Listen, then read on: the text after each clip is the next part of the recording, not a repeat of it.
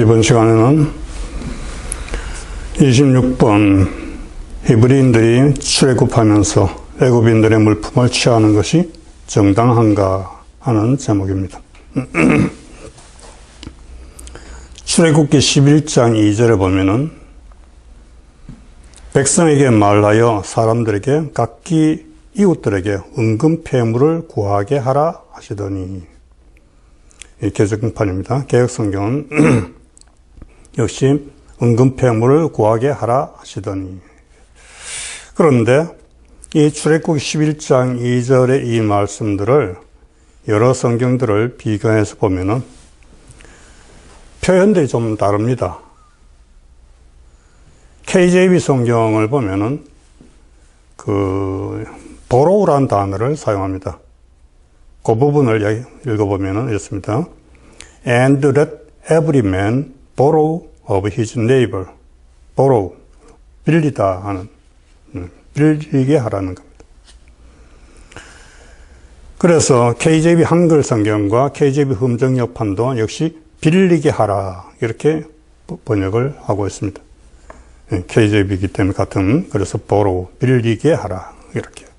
그런데 다른 성경들은 구하게 하라, 그렇게 되어 있죠. 구하게 하라와 빌리게 하라, 다릅니다.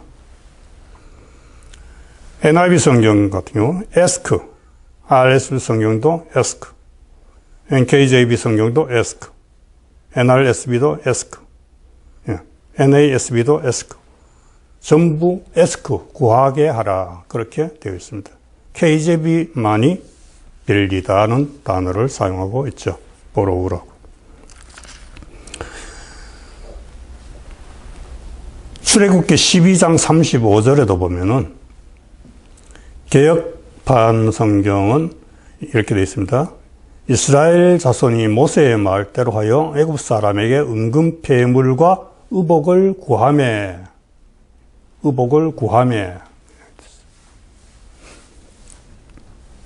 그런데 여기서도 역시 KJV 성경만은 borrow라는 단어를 씁니다. And they borrowed of the Egyptians jewels of silver and jewels of gold and raiment. 역시 KJV 한글 성경과 흠정역은 빌렸더니, 빌림에, 빌리다는 단어를 사용하고 있습니다.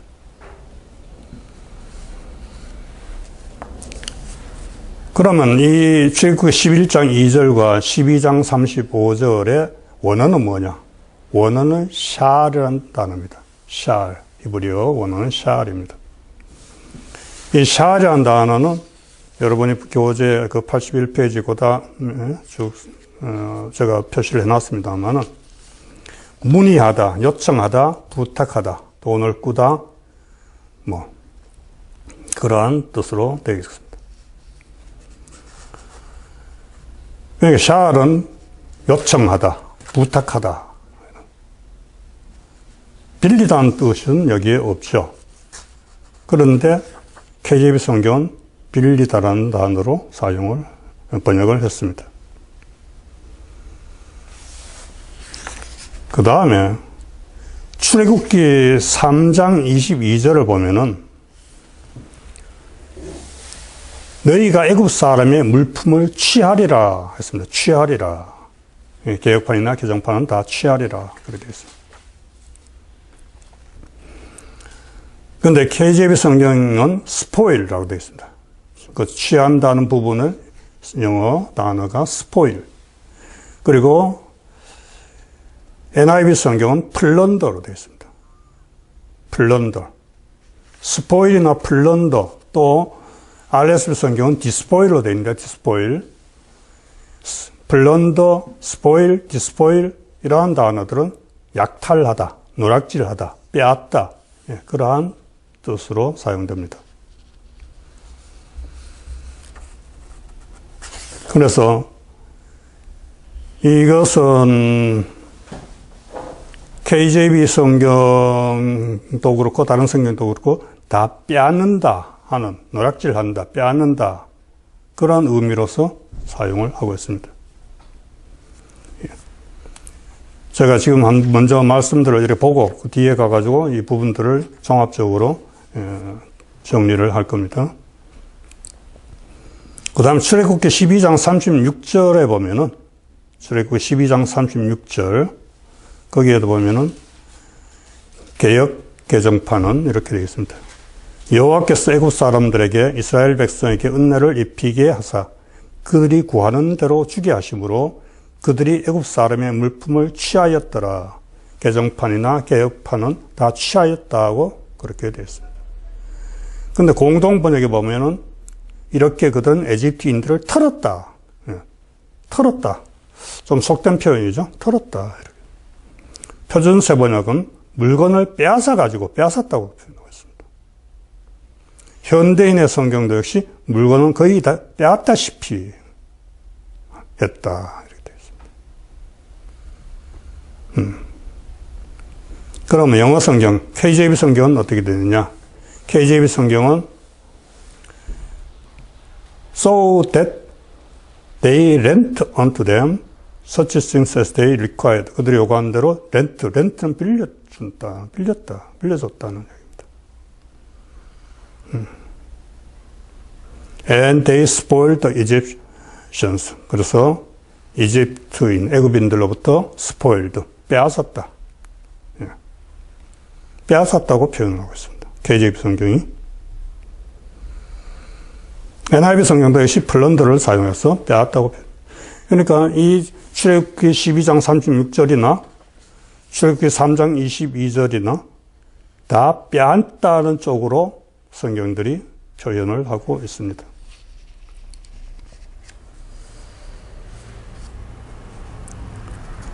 이 출애굽기 12장 36절에서는 이 원어가 나찰입니다. 나찰. 그것도 81페이지에 제가 그 표기를 해놨습니다만은 나찰. 나찰은 이것이 빌리다, 노략질하다, 뭐 그러한 의미로서 되어 있습니다. 빼앗다, 취하다, 찾다. 자, 이제 말씀 이 정도 보고 그러면은 여기에 대해서 설명을 좀 하겠습니다. 자, 여러분들이 몇 가지 의문점을 가져야 됩니다. 여기서 의문점을 가져야 되는데 첫 번째로는 이스라엘 사람들이 애굽 사람들에게 요구를 하였는가 아니면 빌렸는가 하는 겁니다. 그 다음 두 번째로는 애굽 사람들은 이스라엘 사람들에게 거저 주었는가 아니면 빌려 주었는가. 그 다음 세 번째로 이스라엘 사람들은 애굽 사람들에게서 빼앗았는가, 즉 약탈했는가 노략질했는가. 네 번째로 거저 주거나 빌려 주는데 왜 약탈을 하는가. 자, 이런 이제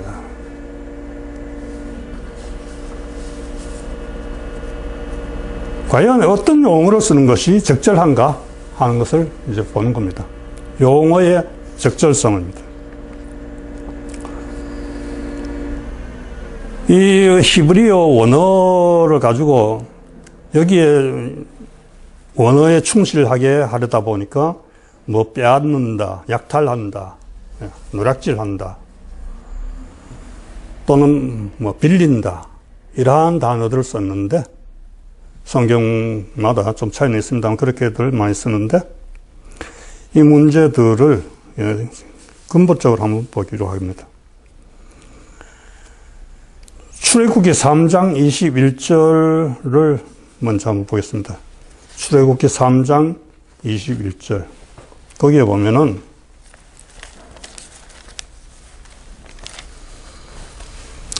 내가 애굽 사람으로 이 백성에게 은혜를 입히게 할지라 너희가 갈 때에 빈손으로 가지 아니하리니.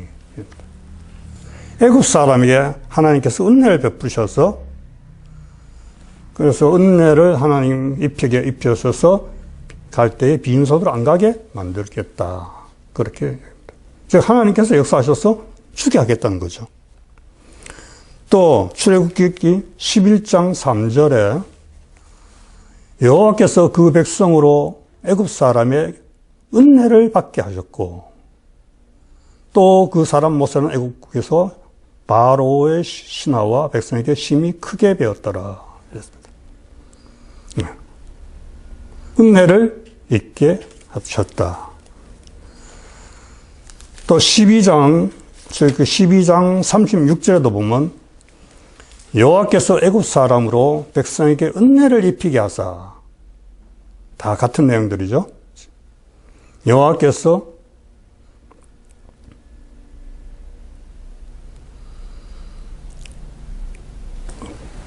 애굽 사람으로 백성에게 은혜를 입히게 하사 그들의 구하는 대로 주게 하심으로 그들이 애굽 사람의 물품을 취하였더라.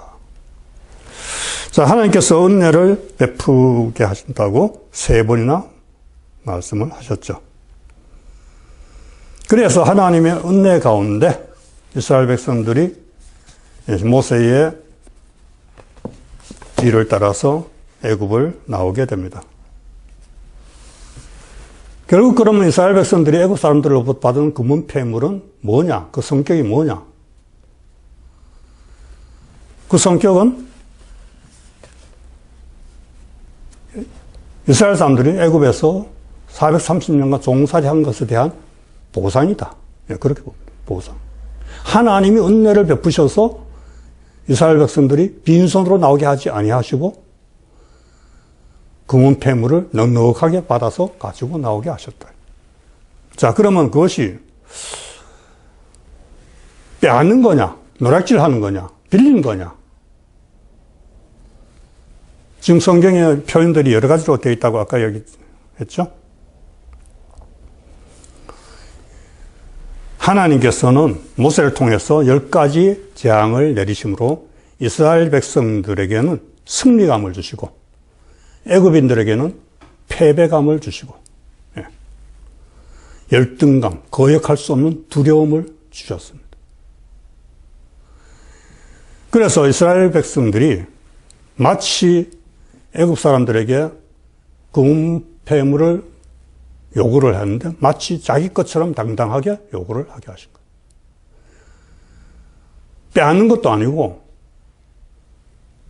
그렇다고 비굴하게 구걸한 것도 아니고 달라고 당당하게 마치 자기 것들을 맡겨놓은 것 찾아가듯이 당당하게 했다. 그게 하나님의 은혜다. 하나님의 백성이 그동안에 애굽 사람들한테 얼마나 많은 고난을, 고통을 당했습니까? 그래서 거기에 대한 대가로 하나님께서 애굽 사람들이 이스라엘 사람들을 우러러보게 되고 두려워하게 되고 그래서 뭐 달라고서 요구를 안 해도 알아서 주고 그렇게 하나님이 역사를 하셨다는 겁니다. 그래서 이스라엘 백성들이 요구한 대로 다 줬다는 거예요.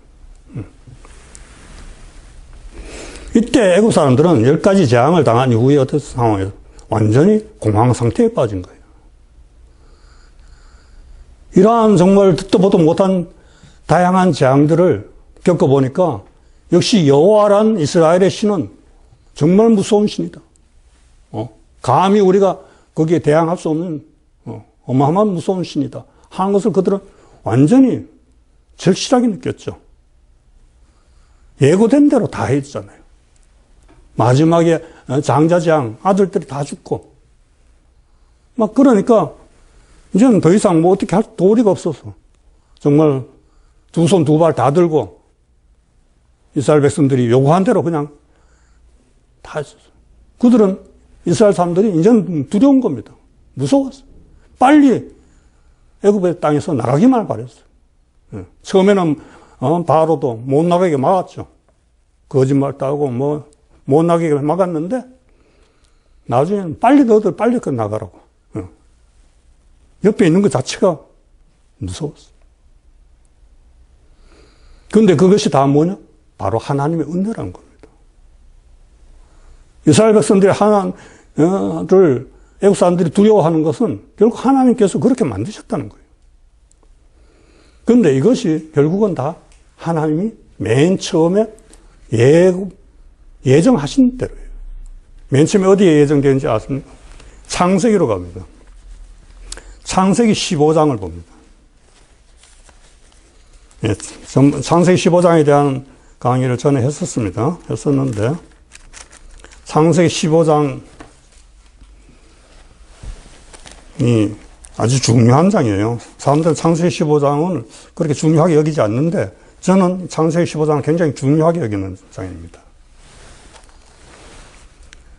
15장 14절에 보면은 그 섬기는 나라를 내가 징치할지며, 섬기는 나라 애굽입니다. 내가 징치할지며 그 후에 내 자손이 큰 재물을 이끌고 나오리라. 애굽에서 나올 적에 큰 재물을 이끌고 너희 자손들이 나올 것이다. 이미 아브라함에게 하나님은 이때 이미 약속하신 거예요. 그러니까 하나님 계획은 굉장히 원대한 계획입니다. 그러니까 앞으로 몇백 년 후에 애굽에 가서 400년간, 430년 종사를 하고 나올 적에는 금은 폐물을 넉넉하게 가지고, 재물을 가지고 나온다 하고, 하나님이 다 계획을 세워놓으시고, 거기에 맞춰서, 하나님의 시간표에, 계획표에 따라서 이스라엘 백성들이 나올 적에 그렇게 해서 바다에서 나온 거예요. 당연히 내 거 찾아오듯이 찾아온 겁니다. 그게 바로 하나님의 은혜란 겁니다. 그런데 성경들은 약탈이니, 노략질이니, 빼앗으니, 빌리느니, 이러한 용어들을 아주 난무하게 사용하죠. 자, 만약에 약탈한 것이라면은 어떻게 봐야 됩니까? 하나님이 약탈을 하게 하신 것처럼 되는 거예요. 하나님이 이스라엘 백성들 보고 너희들 그럼 나올 적에 그 약탈해와라, 도둑질해, 뺏어오라고. 그렇게 시키신 하나님입니까? 아니잖아요. 하나님의 은혜는 그게 아니야. 그러니까 하나님에 대한 은혜에 대한 개념이 잘못돼가지고 번역이 잘못된 겁니다. 하나님이 빼앗아 나오라고 한 거 아니에요. 약탈하라고 한 거 아니에요.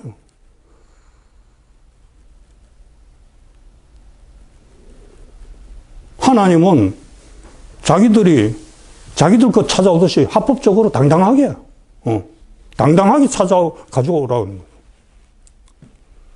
거예요. 하나님을 강도짓하게 하는 하나님으로 만들면 안 되는 거예요. 그래서 성경 보면 정말 아다르고 어다르다고 용어 하나하나가 굉장히 중요합니다. 잘못 사용하면 지금 여기서 어떻게 어떤 문제가 있어요? 하나님은 강도짓을 하게 하신 하나님. 그리고 또 이스라엘 백성들이 강도짓을 하는데 방관하신 하나님. 그렇게 되는 겁니다. 하나님이 그런 하나님입니까?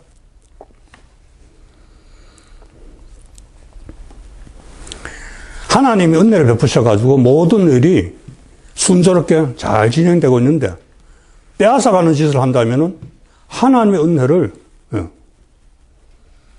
묵사발을 만든 행동들이죠. 물론 이 과정에서 약간의 어떤 마찰은 있을 수 있습니다. 어떤 사람들은 막 강제적으로 더 주는 것 이상으로 막 더 빼앗았을 수도 있고, 어떤 분풀이성 과격한 행동들이 어느 정도는 좀 있었을 것이다. 그렇게 추정해 볼 수도 있습니다. 사람이 하는 일이니까 그러한 사소한 부분들은 있을 수 있겠죠. 그러나 전체적으로, 원칙적으로 하나님의 은혜 가운데서 이루어진 일들이에요. 거기서 빼앗아야 될 일도 없고, 또 빼앗는다면은 하나님이 그냥 두시겠어요. 강도짓을 한다면은. 죄송합니다. 그래서 번역을 할 적에도 용어 선택을 잘해야 됩니다. KJV 성경은 빌렸다고 합니다. 빌렸다는 것은 다음에 갚는다는 것을 전제로 하고 있습니다. 애굽 땅을 영원히 떠나는 이스라엘이 갚을 생각을 하고 빌렸습니까? 그리고 애굽인들이 빌려주면은 다음에 돌려받을 것이라고 생각했겠어요?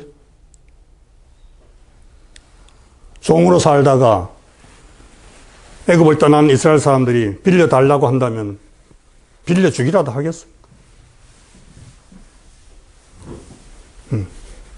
만약 이스라엘 사람들이 빌려달라고 그래가지고 빌려가지고 갔다고 칩시다. 그러면 이스라엘 사람들이 나중에 갚았습니까? 그리고 갚을 환경이 됩니까? 아니잖아요. 그러면은 갚을 능력도 없고 갚을 의지도 없는데 빌렸다고 하면은 이거는 결국 사기친 거예요. 이스라엘 백성들이 당당하게 받아간 게 아니고 빌려갔다. 그럼 갚아야죠. 근데 안 갚았잖아요. 이건 사기친 거잖아요. 하나님의 백성들이, 선민들이 사기치도록 하나님이 하셨겠어요. 빼앗게도 하시지 않았고 사기치게도 하지 않으셨어요. 빌리게 하신 게 아니라는 이야기입니다.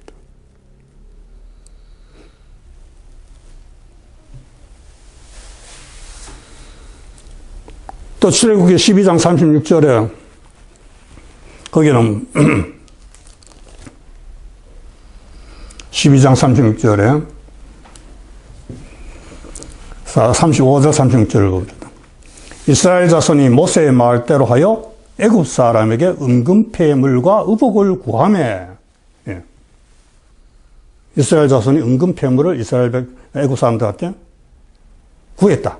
요구했다 이 말입니다. 요구했는데 여호와께서 애굽 사람으로 백성에게 은혜를 입히게 하사 그들의 구하는 대로 주게 하심으로 그들이 애굽 사람의 물품을 취하였더라. 이런데 이 부분을 KJV 성경이나 이런 데 어떻게 자 출애굽기 12장 36절을 보면 다른 성경들이 거기 뭐냐면 스포일드, KJV 성경도 스포일드. 스포일드가 아까 여기 있습니다. 약탈하다, 노략질하다, 빼앗다 그런 뜻입니다. 빼앗았다고 되어 있습니다. NIV 성경도 플런더라는 단어를 썼다. 플런더도 역시 스포일과 마찬가지로 빼앗는다, 약탈한다는 뜻입니다. 자, 영어 성경들이 거의 다가 그렇습니다. 이스라엘 백성들이 애굽 사람들에게 달라고 요구를 했어. 그러는데 왜 또 빼앗음?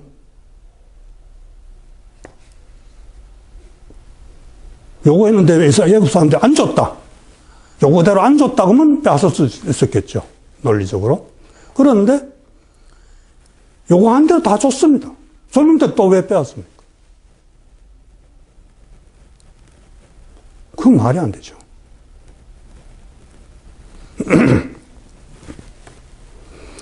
그렇기 때문에 여기서 여러 성경들이 지금 특히 영어 성경들을 많이 지금 틀린 용어를 쓰고 있습니다.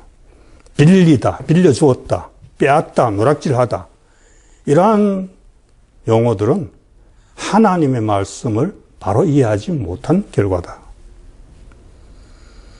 하나님께서는 이스라엘 백성들과 애굽인들 양쪽의 마음을 다 감동을 시키셨어요. 그래서 이스라엘 백성들이 요구해서 받아간 애굽인들의 많은 재물들은 이스라엘의 오랜 종살이에 대한 보상의 개념입니다. 보상의 개념. 그리고 여기에 대해서는 성경에 보면 어떠한 서로 마찰도 싸움도 없었습니다. 그게 하나님 은혜죠. 그래서 하나님 은혜라는 용어 단어가 지금 여러 번 등장하잖아요.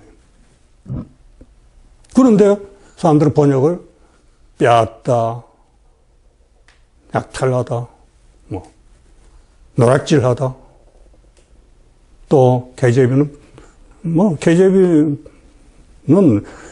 빌린다는 용어도 KJV는 다 양쪽으로 틀린 거예요. 빌린다는 용어도 KJV가 쓰고 빼앗는다는 용어도 KJV가 쓰고 있습니다. 예. 이건 하나님의 은혜에 대한 개념이 잘못됐고. 그래서 번역을 우리 한글 성경에서 여기 다 뭐라고 해요? 취한다고, 취했다고 표현되어 있죠. 저는 그것이 무난하다고 봅니다. 취했다. 여기도 있죠. 그들이 애굽 사람의 물품을 취하였더라. 이게 무난하다고 봐요. 구하다, 취하다. 이것이. 그러니까 빌려다, 빌려주다, 빌린다, 또 빼앗다. 이런 용어는 다 잘못된 용어라고 봅니다. 그러니까 어떤 성경이든지 지금 쭉 여러 가지 성경들을 앞에다 비교를 해놨죠. 여러분들이 그걸 보시고, 이 용어들이 왜 잘못됐는가 하는 것을 한번 생각해 보기 바랍니다. 원어가 그런 의미를 갖고 있다 해서 무조건 그렇게 번역하면 안 되는 거예요. 특히 히브리어 헬라어는 같은 단어가 전에도 이야기했지만은 의미가 상당히 다르게 사용되고 있습니다. 예. 그러니까 그런 어떤 전후에 대한 문맥에 대한 전체적인 개념이 바로 서지 않은 상태에서 그저 축자적으로 단어를 그대로 글자를 번역해버리는 그런 식의 번역은 오류를 범하기 쉽다. 그렇게 봅니다. 그래서 지금 우리 한글 개역판이나 개정판은 다 취하였다, 구하였다 이렇게 표현이 되어 있기 때문에 제일 무난하게 잘 되어 있다. 다른 성경들, 한글 성경들 또 영어 성경들은 용어가 여러 가지 문제가 있다 하는 것을 말씀드립니다. 그리고 이때 받은 금은 폐물들을 그 후에 이스라엘 백성은 어떻게 사용했는지 아십니까? 그 금은 폐물들이 결국 나중에 성막과 성전 기물들을 만드는데 사용된 겁니다. 예. 만약에 빼앗은 물건, 노략질한 물건이라면 하나님의 거룩한 성막이나 성전 기물을 만드는데 사용하면 안 되죠. 그죠? 도둑질한 물건, 빼앗은 물건을, 강도질한 물건을 거기에 사용한다면 거룩한 하나님을 욕보이는 거죠. 이것은 하나님 은혜로 당당하게 받아가져온 보상의 개념으로 받은 그러한 보물이기 때문에 하나님의 성막을 짓고 성전 기물을 만드는데도 사용해도 아무 문제가 없는 겁니다. 똑같은 금덩어리라도 그것이 도둑질한 금덩어리냐 아니면은 정당하게 받은 금덩어리냐에 따라서 의미가 달라지고 가치가 달라지는 거예요. 하나님 은혜로 받은 저기 때문에 거룩한 성막과 성전을 짓는데 사용해도 아무 문제가 없죠. 물론 이 금폐물이 또 잘못된 데도 사용됩니다. 그들이 금송아지를 만들고 그래가지고 축제를 벌이고 할 때 그때도 사실 이 금들이 사용된 겁니다. 예, 잘못된 데도 사용이 됐지만은 좋은 데도 사용이 돼요. 깨끗한 소가 정말 깨끗한 물을 소가 마시면 우유를 생산하는데 뱀이 마시면 독을 만든다 하는 말이 있습니다. 그러니까 똑같은 금덩어리라도 어디에 사용되느냐에 따라서 다른 거죠. 우상을 만드는 데 사용되느냐, 하나님의 성전 기물을 만드는 데 사용되느냐. 그런데 근본적으로 그 금은 바로 빼앗은 것이 아니라 당당하게 받아온 금이다. 그렇게 보는 겁니다. 이해가 되겠습니까? 그 다음에 27번입니다. 3월 1일인가 3월 15일인가 하는 문제입니다. 출애굽기 19장 1절에 출애굽기 19장 1절을 한번 먼저 보겠습니다.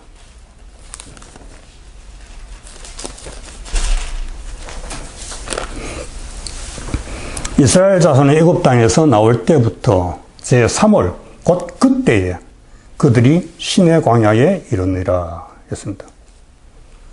여기에 뭐 문제가 있나 여러분 이렇게 생각하겠죠? 출애굽 후 셋째 달 그날 3월 곧 그때 제3월 곧 그때 개정판으로는 3개월이 되던 날 이렇게 되어 있습니다. 개정판은 3개월이 되던 날, 개혁성경은 제3월 곧 그때에 이렇게 되어 있습니다. 그런데 공동 번역에 보면은 이렇게 번역이 되어 있습니다. 석 달째 되는 초하룻날 이렇게 되어 있습니다. 표준 세번역도 셋째 달 초하룻날 그렇게 되어 있습니다. 현대인의 성경에서는 이집트를 떠난 후 3월 1일에 3월 1일이라고 아예 못을 봤습니다. 3월 1일. 그리고 공동번역 표준은 초하루라고 되어 있죠.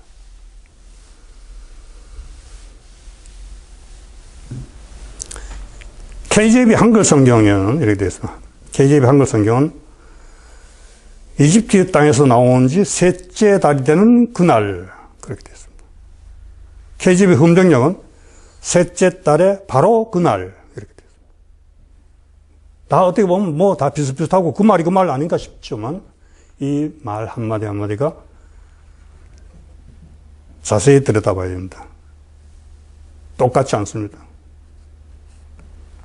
셋째 달이 되는 그날, 3월 곧 그때. 이게 무슨 이야기냐? 이스라엘 백성들이 출애굽을 하고 나서 셋째 달 바로 출애굽한 그날이다 이 말입니다. 세 번째 달.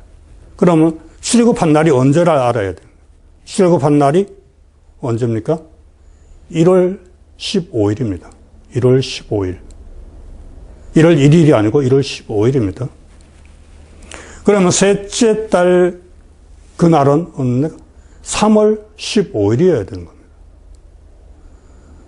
3월 셋째 달 바로 그날. 1월 15일에서 셋째 달 바로 그날이면 3월 15일을 가리키는 것이다. 그런데 아까 어떤 성경은 3월 1일이라고 아예 그랬고 석 달째 되는 초하룻날이라고 또 번역을 하고 그랬죠. 그러니까 이러한 거는 3월 1일이냐 3월 15일이냐 어떤 성경은 3월 1일이라고 얘기하고 어떤 성경은 3월 15일이라고 얘기하고 있어요.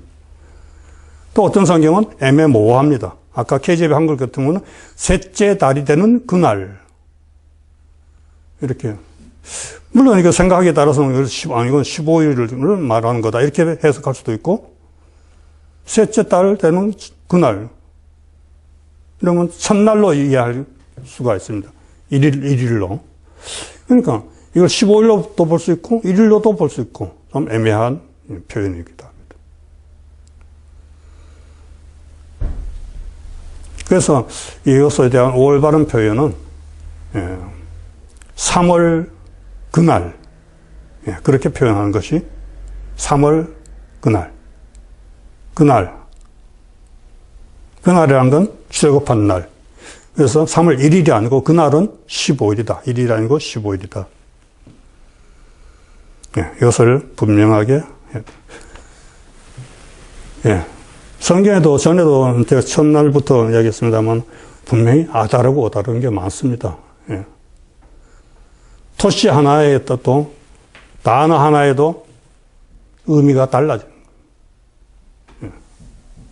그래서 우리가 그런 거 하나하나가 그럼 어느 것이 맞느냐 할 때는 전체적인 문맥, 전체적인 종합적인 어떤 해석이 따라야지 그게 없이 일방적으로 쉽게 이야기하면 안 된다 하는 겁니다.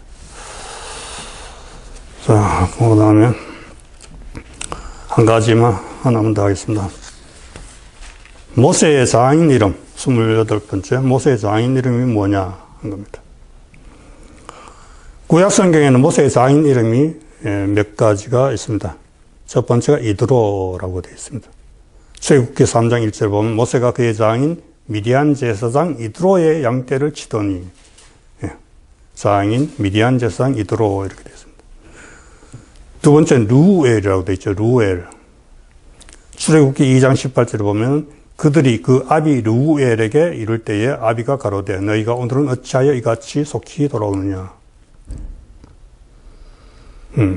민수기 10장 29절에도 모세가 그 장인 미디안 사람 루엘의 아들 호밥에게 이르되 이렇게 장인 이름이 루엘로 나옵니다.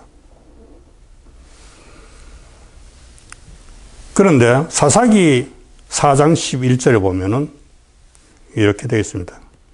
사사기 4장 11절에 모세의 장인 호밥의 자손 중 모세의 장인 이름이 호밥으로 나옵니다.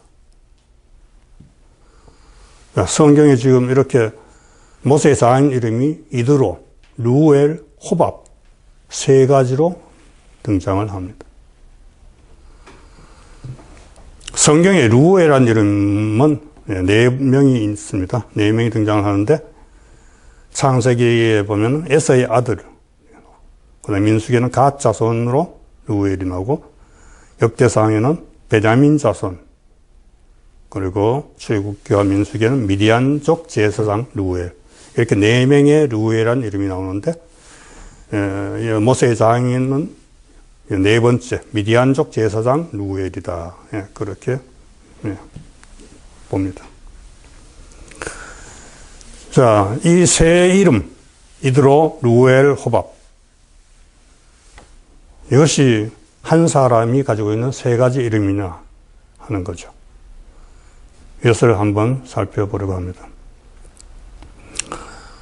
이드로라는 말은 이제 어떤 데 보면은 그렇게 되어 있습니다.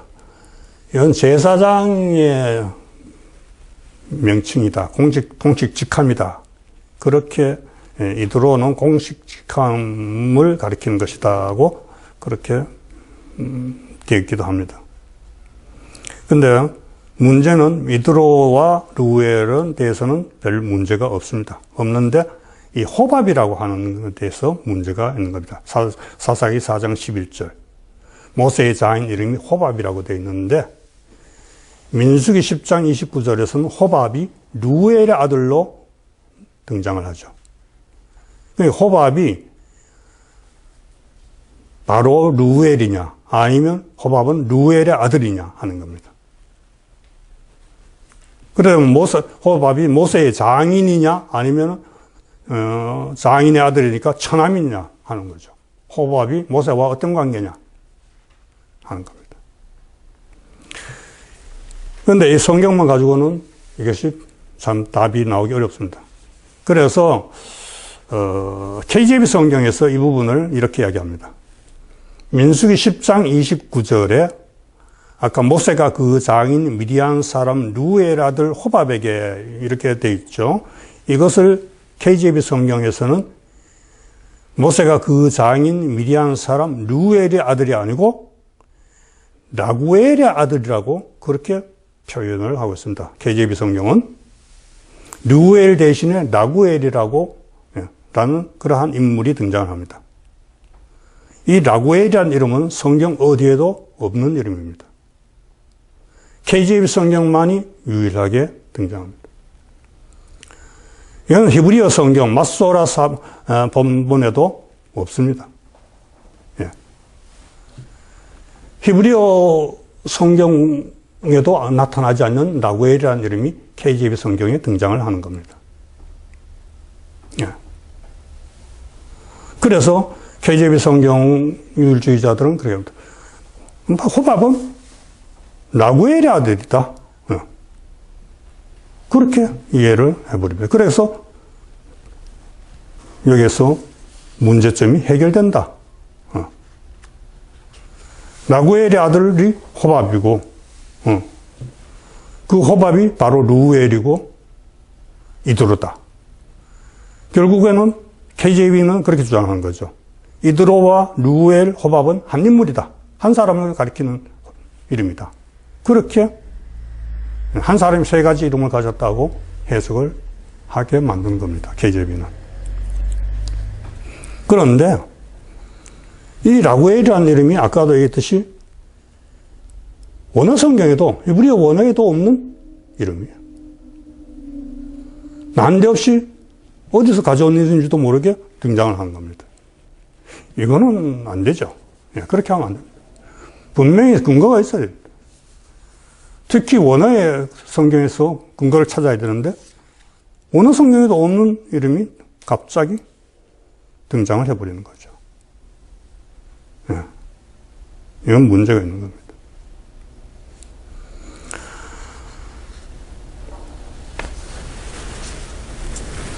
자, 그러면 우리가 이걸 생각을 해보면 모세의 장인 이드로, 루엘, 이드로가 모세의 아내 십보라와 그녀의 2 아들을 데리고 모세를 찾아온다고 출애굽기 18장에 이야기를 하고 있습니다. 출애굽기 18장에는 그 내용이 나옵니다.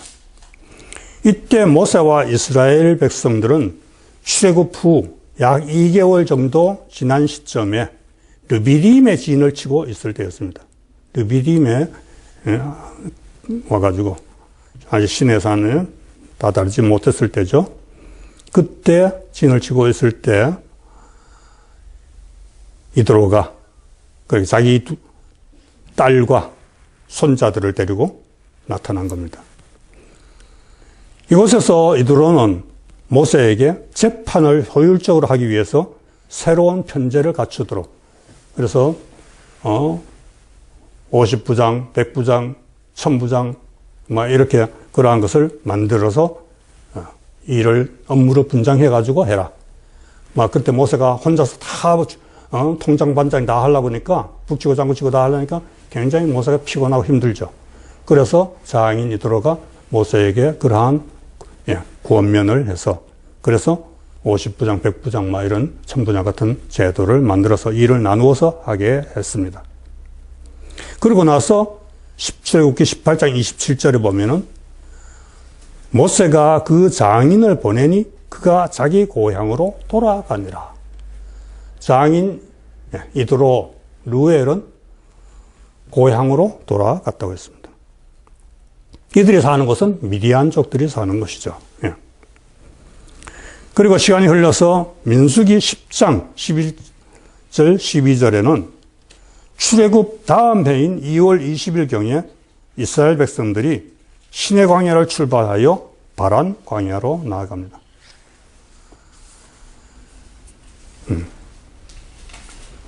이때 민수기 10장의 29절에서부터 32절 사이에 보면은 모세와 호밥의 대화가 나옵니다. 자, 한번 읽어보겠습니다. 모세가 모세의 장인 미디안 사람 루엘의 아들 호밥에게 이르되, 여기는 처남입니다. 처남인 호밥에게 이르되, 여호와께서 주마하신 곳으로 우리가 행진하나니 우리와 동행하자. 그리하면 선대하리라. 여호와께서 이스라엘에게 복을 내리리라 하셨느니라. 호밥이 그에게 이르되, 나는 가지 아니하고 내 고향 내 친족에게로 가리라. 모세가 가로되, 청컨대 우리를 떠나지 마소서. 당신은 우리가 광야에서 어떻게 지칠 것을 아나니 우리의 눈이 되리라. 우리와 동행하면 여호와께서 우리에게 복을 내리신 대로 우리도 당신에게 행하리이다. 모세와 호밥의 대화입니다. 호밥은 고향으로 돌아가려고 했어요. 미디안족들이 사는 곳으로. 그런데 모세가 굳고 만류를 하죠. 가지 말고 우리와 같이 가자. 지금 모세의 일행은 어디로 가는 겁니까? 가나안을 향해서 가고 있죠. 그런데 호밥은 사는 곳은 가나안이 아닙니다. 미디안족이 사는 미디안 그 지역입니다. 자, 이것을 정리해 봅니다. 모세의 장인 이드로는 약 11개월 전에 모세가 르비딤에 있을 때 그곳에 찾아왔다가 고향으로 이미 돌아갔다고 성경이 나와 있죠. 고향으로 돌아갔습니다. 그런데 한 11개월 후에 호밥은 계속 모세와 그동안 같이 있었는데, 모세와 호밥의 대화를 들어보면 호밥은 어느 시점에 이제 나도 고향으로 돌아가려고 한다. 아버지가 계시는 곳으로 가려고 한다. 그런데 모세는 같이 가자고 적극적으로 만류를 했습니다. 그래서 결국은 호밥이 모세의 권유를 받아들여서 이스라엘의 길잡이 역할을 하게 됩니다. 성경에 보면은 이드로가 고향으로 돌아갔다는 이야기는 없지, 다시 사위 모세에게 왔다는 이야기는 없습니다. 호밥은 계속 같이 있었고, 그러니까 아버지 호밥, 루엘과 아들 호밥이 같이 왔다가 아버지는 가고, 아들은 계속 있었던 거죠. 그러기 이드로의 아들로서 호밥이 같이 있다가 이제 어느 정도 한 11개월이 지난 후에 그때는 자기도 고향으로 가고 싶었던 겁니다. 그런데 모세가 못 가게 한 거죠. 자, 모세의 장인 이드로는 나이가 어땠을까요? 나이가 아마 모세와 비슷하거나 모세보다 분명히 많았을 겁니다. 모세보다가 분명히, 일단 모세의 나이가 80세에, 81세였다고 보죠. 80세에 이제 사역을 애굽을 해방시키기 위해서 출정한 것이 80세였으니까, 그 다음 해면 81세입니다, 모세가. 그러면은 이드로는 적어도 그보다가 많았다고 봤을 때 노인이었죠. 그런데 모세가 자기보다도 나이 많은 장인을 그 가나안 땅까지 가는 험한 길에 계속해서 노인을 같이 가자고 붙잡았다는 것도 상식적으로 잘 맞지 않습니다. 무리죠. 이드로가 만약 이스라엘 사람이라면 가나안 땅으로 가는 것이 목적지가 가나안인데 가나안 땅으로 가는 것이 뭐 당연하니까 나이가 많든 적든 모세가 붙잡을 수 있었겠죠. 그런데 이드로는 어떻습니까? 이드로는 미디안족의 족장이고 제사장이고 그곳에 가면 자기 가족들이 있고 자기 삶이 거기에 있습니다. 그런 사람을 같이 우리 가나안으로 가자고 이끌어 간다는 것은 앞뒤가 안 맞는 겁니다. 무모한 짓이죠. 그러나 호밥은 다르죠. 호밥은 아직 젊었습니다. 젊었기 때문에 모세가 우리하고 같이 가자 하고 그렇게 권유를 하고 강권을 쓸 수가 있습니다. 그러니까 늙은 이드로를 모세가 같이 가자고 했을 리가 없다. 그러니까 호밥이라는 사람은 이드로와 같은 인물이냐 아니면 이드로의 아들이냐 하는 문제를 가지고 지금 우리가 이야기하고 있는 건데, 만약에 이드로와 같은 인물, 이드로가 바로 호밥이라면 모세가 그렇게 했을 리가 없다는 겁니다. 이건 추정이에요. 정황을 살펴볼 때. 근데 그 이드로의 아들이 호밥이 이드로의 아들이면 젊었으니까.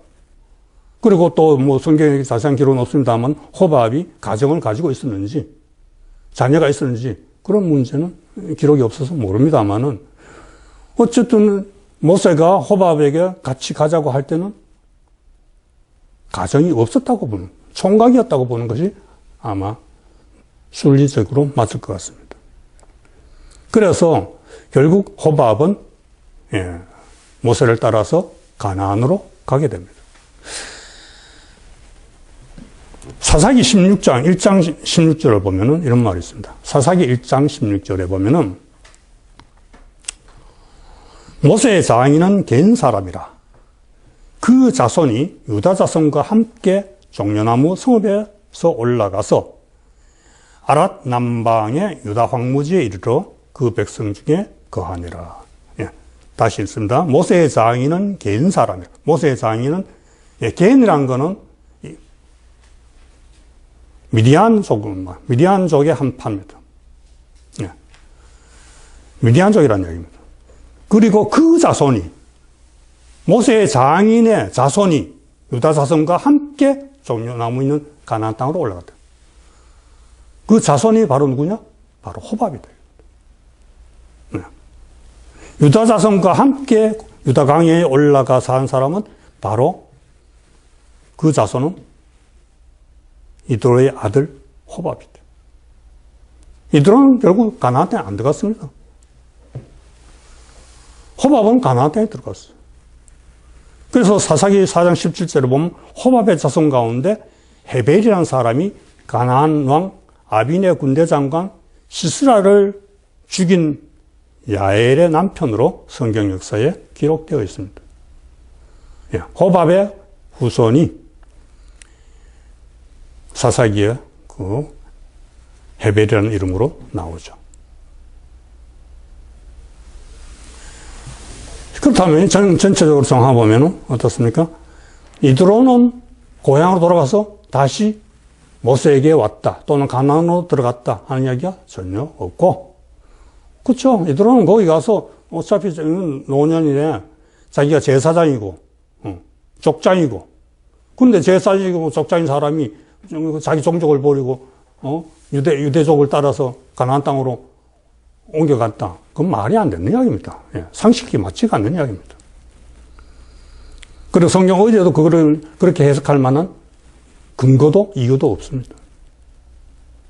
그럼 결국 호밥은 이드로의 아들이라는 이야기고, 호밥이 모세를 따라서 거기 때문에 자기의 매형이 되겠죠. 뭐 매부가 되겠죠. 매부인 모세를 따라서 애굽으로 가나안으로 들어갔다. 그래서 그곳에서 정착을 해서 그 후손들이 가나안 땅에서 살았다 하는 것이 성경 전체적인 흐름입니다. 그래서 결국 사사기 4장 11절은 뭐냐? 결국 성경 필사 과정에서 발생한 오류라고 보는 겁니다. 오류. 호밥은 루엘의 아들이므로 모세에게는 처남이 되는 겁니다. 장인이 아니고 처남입니다. 그래서 NIV 성경이나 뭐 다른 성경들은 호밥을 모세의 처남, brother in law라고 그렇게 번역을 합니다. 이 단어가 여기서 처남이냐 장인이냐 하는 단어가 히브리어로는 하탄이라고 합니다. 하탄. 근데 이 하탄이라는 단어가 장인, 장모 그런 뜻도 있지만 사위라는 뜻도 있고 그래 전에도 이야기했지만 한 단어가 여러 가지 다양한 뜻을 가지고 있고 심지어 전혀 반대되는 뜻도 갖고 있다. 그렇기 때문에 그 전체적인 문맥에 맞는 그러한 단어를 잘 번역할 때는 잘 선택을 잘해야 된다. 아까도 빼앗다, 빌린다, 그러한 단어 그렇게 번역을 하면 안 된다고 얘기했습니다만 지금 여기서도 장인과 처남 이것을 구분을 잘해야지. 그것을 그냥 문자적으로만 자구에 얽매여 가지고 그렇게 번역을 하면은 자칫하면 치명적인 오류가 발생할 수 있다. 그래서 결국 이 사사기 4장 11절에 모세의 장인 호밥 이렇게 되어 있는 것은 이것은 필사 과정에서 발생한 오류다. 그렇게 이해를 하는 것입니다. 그래서 이 문제는 이렇게 해결을 하는 겁니다. 결국 모세의 장인 이름은 이드로 또 루엘 그렇게 부르는 것이고 호밥은 모세의 장인이 아니라 이드로의 아들이다. 그래서 모세에게 처남이 된다 하는 것으로 정리가 됩니다. 자, 오늘은 여기까지 하겠습니다.